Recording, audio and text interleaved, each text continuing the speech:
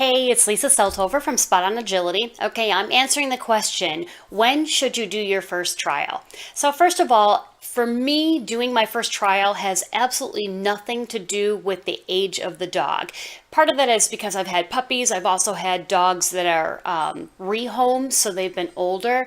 But I do have three criteria that must be in place before I enter my first trial. So the first one is that I have to know that my dog is going to stay in the ring with me and they're not going to run off.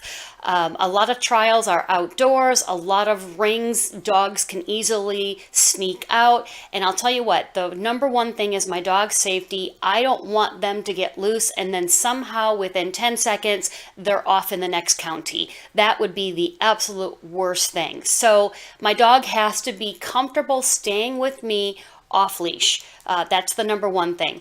Number two, they have to have a clear understanding that agility is a team sport. And so, again, they have to work with me. So, a dog that is working with me, looking to me for cues, that's going to be a big part of it. Sure, sometimes when you get into trials, dogs are going to be distracted, but you've got to know that they've got a good understanding that they should at least be attempting to stay with you in between those obstacles and entering and exiting the ring.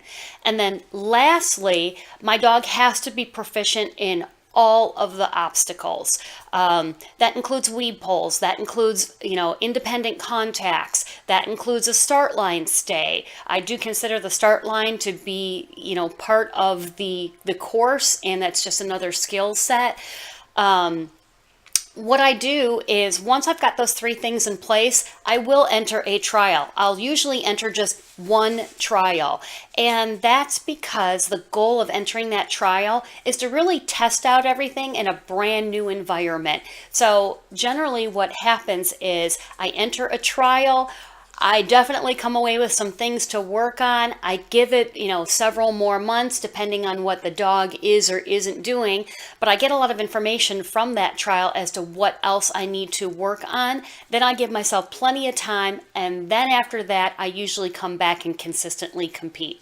So I do hope that helps you, and if you have any questions, feel free to ask. You can reach me at lisa@spotonagility.com. Have a good one. Bye.